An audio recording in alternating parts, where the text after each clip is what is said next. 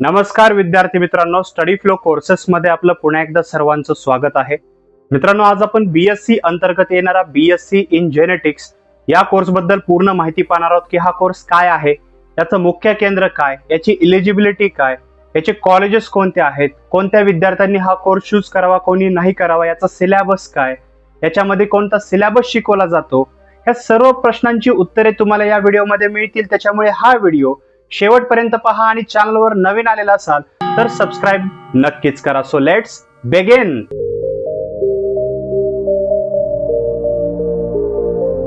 मित्रांनो, सर्वप्रथम पाहूया की हा कोर्स काय आहे. तर बघा, याला मराठीमध्ये अनुवंशशास्त्र म्हणलं जातं, ज्याला इंग्लिशमध्ये हेरिडिटी म्हणलं जातं. एका पिढीकडून दुसऱ्या पिढीकडे जे गुणधर्म असतात ते कसे संक्रमित होतात, म्हणजे कसे पास होतात, त्याचबरोबर डीएनएचा आपला सिक्वेन्स कसा असतो, जीन्सचा सखोल अभ्यास, या सर्व गोष्टींचा अभ्यासक्रम तुम्हाला या कोर्समध्ये पाहायला मिळतो. म्हणजे सर्व काही जेनेटिक्सशी रिगार्डिंग आहे, म्हणूनच याचं नाव आहे बीएससी इन जेनेटिक्स. या कोर्सचा कालावधी तुम्हाला 3 वर्षाचा पाहायला मिळतो आणि हा एक रेग्युलर बेसिसमध्ये अवेलेबल असलेला सायन्स अंतर्गत येणारा डिग्री स्तरावरील कोर्स आहे.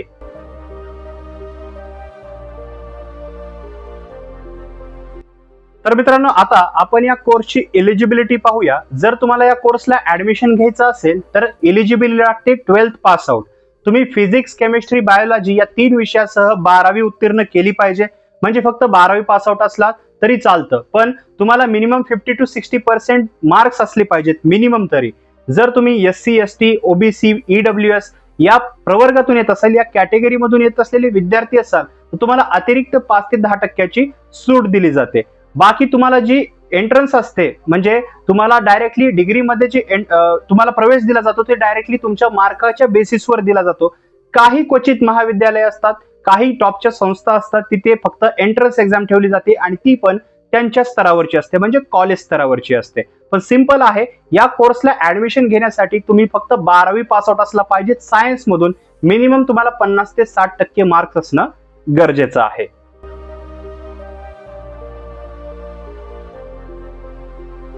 मित्रांनो, आता आपण या कोर्सची ऍडमिशन प्रोसेस पाहणार आहोत. मित्रांनो, याची ऍडमिशन प्रोसेस खूप म्हणजे सोपी आहे.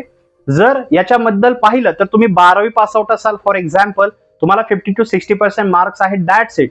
जेही कॉलेज हा कोर्स ऑफर करतात, कॉलेजेसची लिस्ट मी पुढे सांगेल, त्या कॉलेजमध्ये जेव्हाही याचे कॉलेजेस स्टार्ट होतील, नोटिफिकेशन बद्दल येईल, तर तुम्ही डायरेक्टली कॉलेजला व्हिजिट करून ऍडमिशन घेऊ शकता.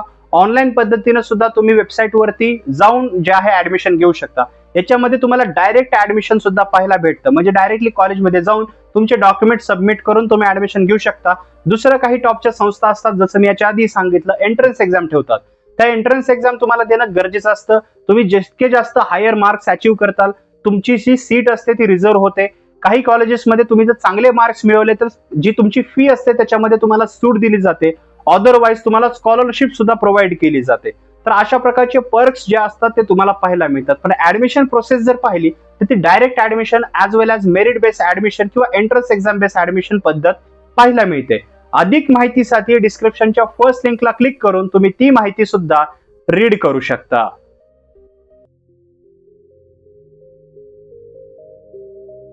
तर मित्रांनो, आता आपण याच्या कॉलेजेस बद्दल माहिती पाहूया. मित्रांनो, याचे कॉलेजेस जे आहेत महाराष्ट्रामध्ये ऑल ओव्हर मोठ्या मोठ्या शहरांमध्ये तुम्हाला पाहायला मिळतात.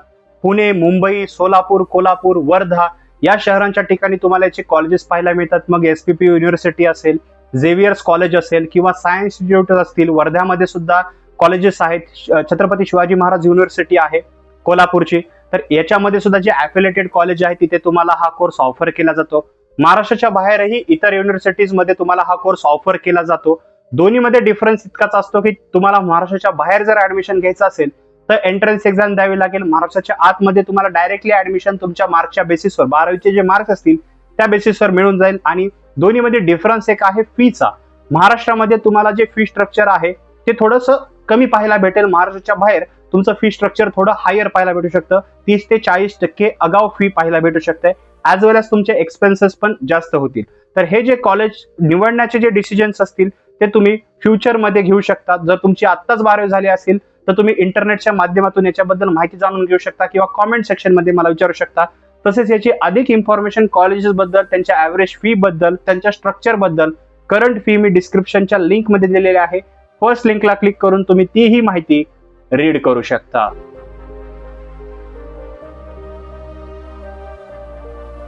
मित्रांनो, आता आपण याच्या कालावधीबद्दल पूर्ण डिटेलमध्ये पाहूया. म्हणजे याचे कालावधी तुम्हाला कसा पाहायला भेटतो. फॉर एक्झाम्पल, तुम्ही याच्यासाठी ऍडमिशन घेतलेला आहे तर तुमचा डिग्रीचा प्रवास कसा असणार आहे. तर बघा, हा 3 वर्षाचा कोर्स आहे. वेगवेगळ्या सिलेबस तुम्हाला याच्यामध्ये शिकवला जातो. प्रथम वर्षामध्ये तुम्हाला बेसिक बायोलॉजी बद्दल माहिती दिली जाते. पुन्हा मॉलिक्युलर जेनेटिक्स सेकंड इयर मध्ये शिकवलं जातं. थर्ड इयर मध्ये प्रॅक्टिकल्स गोष्टी असतात. त्याचबरोबर तुम्हाला प्रोजेक्ट वर्क किंवा लॅब वर्क जास्त पाहायला मिळतं. वेगवेगळ्या पद्धतीनं अभ्यासक्रम डिवाइड केला गेलेला आहे. फुल सिलेबस जे आहे व्हिडिओमध्ये आपण फर्दर पुढे पाहणारच आहोत. ज्यावेळेस तुम्ही 3 वर्ष कंप्लीट कराल, आता 3 वर्षामध्ये तुम्हाला पद्धत जी असते एक्झामची ती सेमिस्टर पद्धत पाहायला मिळते. हे लक्षात ठेवायचं आहे. एका वर्षामध्ये 2 सेमिस्टर, असे 3 वर्षामध्ये तुम्हाला 6 सेमिस्टर पाहायला भेटतात. 6 सेमिस्टर कंप्लीट करणं हे मस्ट आहे, इम्पॉर्टंट आहे. 3 वर्षानंतर तुम्हाला डिग्रीचे सर्टिफिकेट मिळते. जे डिग्रीचे सर्टिफिकेट असते तुम्ही हायर एज्युकेशनसाठी यूज करू शकता. प्रायव्हेट सेक्टर ॲज वेल ॲज गव्हर्नमेंट सेक्टरमध्ये जॉब मिळवण्यासाठी सुद्धा त्याचा वापर करू शकता. आता या जॉब कोणत्या, हायर एज्युकेशन मध्ये पुढे काय करू शकता, त्याला लागणारा वेळ आणि याचा पूर्ण सिलेबस आपण फर्दर पुढे डिस्कस करणारच आहोत.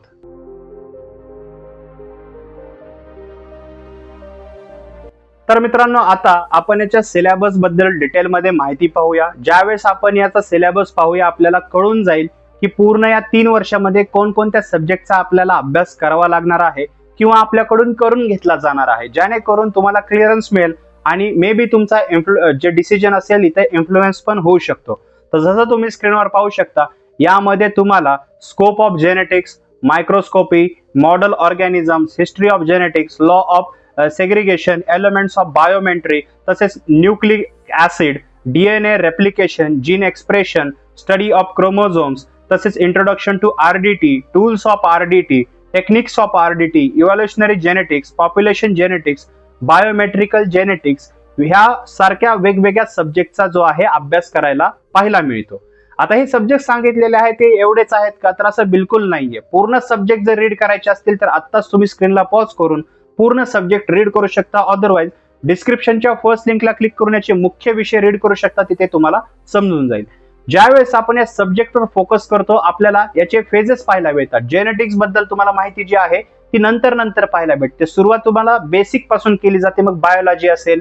त्याचबरोबर जे हेरिडिटी असते, म्हणजे आपले गुणधर्म एका पिढीपासून दुसऱ्या पिढीकडे जे आहेत ते पास होतात. म्हणजे आपले जे डिसीज असतील ते सुद्धा पास होतात. काही जणांना चष्मा असतो, तर तुमच्या पुढच्या पिढीला सुद्धा तो जो आहे गुणधर्माद्वारे जाऊ शकतो. ॲज वेल ॲज डायबिटीज असेल किंवा कॅन्सर असेल, तर अशाही जीनद्वारे जातो. तर तो का जातो, याला अडवता येतं का, जेनेटिक इंजिनिअरिंग काय असते, तर अशा प्रकारचे वेगवेगळे अभ्यास तुम्हाला शिकवला जातो. म्हणजे जेनेटिक्स बद्दलचा अभ्यास, डीएनए बद्दलचा अभ्यास तुम्हाला शिकवला जातो. डीएनएचं स्ट्रक्चर तुम्हाला बद्दल शिकवलं जातं किंवा त्याच्यामध्ये कोणते प्रॉब्लेम्स येऊ शकतात किंवा काय, ह्या सर्व गोष्टींचा अभ्यास तुम्हाला बीएससी इन जेनेटिक्स या कोर्समध्ये पाहायला मिळतो. बाकी अधिक माहितीसाठी तुम्ही जे आहे डिस्क्रिप्शनच्या फर्स्ट लिंकला क्लिक करू शकता किंवा सब्जेक्ट रिगार्डिंग तुमचे काही क्वेश्चन्स असतील तर खाली कॉमेंट सेक्शन मध्ये मला विचारू शकता.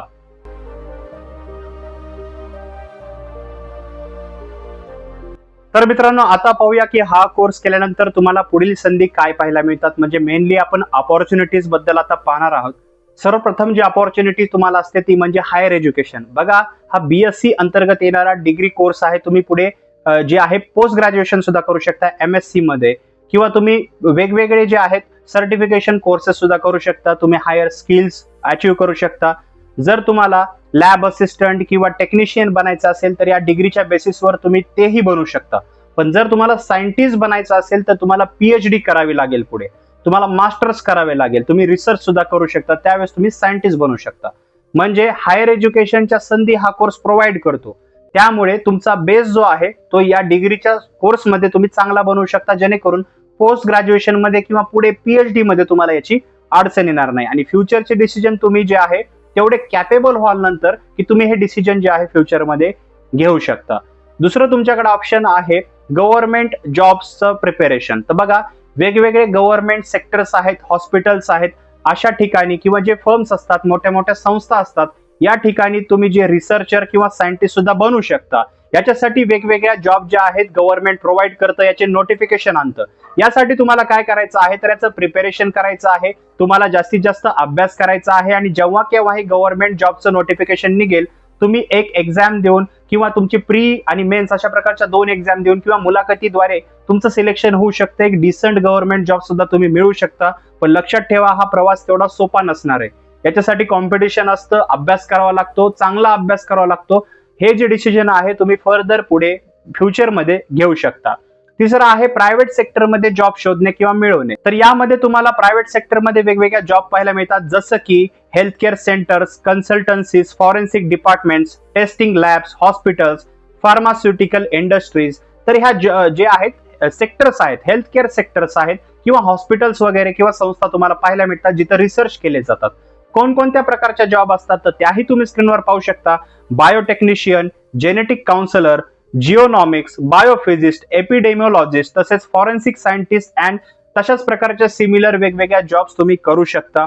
आता ह्या जॉब मिळवणं तेवढं सोपं आहे का तर असं बिलकुल नाहीये. तुम्ही डिग्री कंप्लीट केली म्हणजे जॉब मिळतो असं नाहीये. कोणतीच डिग्री तुम्हाला जॉब गॅरंटी देत नसते. त्याच्यामुळे चांगल्या कॉलेजमधून हा कोर्स कंप्लीट करणे, मनापासून हा कोर्स कंप्लीट करणे, प्रत्येक सब्जेक्ट तुम्हाला क्लिअर असणे, तुम्हाला कोणताही प्रश्न विचारला किंवा कोणत्याही प्रॅक्टिकल बद्दल तुम्हाला नॉलेज आहे का हे विचारल्यानंतर तुम्हाला ते आलं पाहिजे, जेणेकरून मी सांगितलेल्या संधीचा तुम्हाला चांगला वापर करता येईल. बाकी डिस्क्रिप्शन मध्ये मी लिंक दिलेली आहे, तिथे क्लिक करून तुम्ही एक्स्ट्रा इन्फॉर्मेशन जी आपण व्हिडिओमध्ये डिस्कस करू शकत नाही किंवा लॉंग होऊ शकतो व्हिडिओ याच्यामध्ये करत नाहीत, तर ती इन्फॉर्मेशन तुम्ही तिथे रीड करू शकता.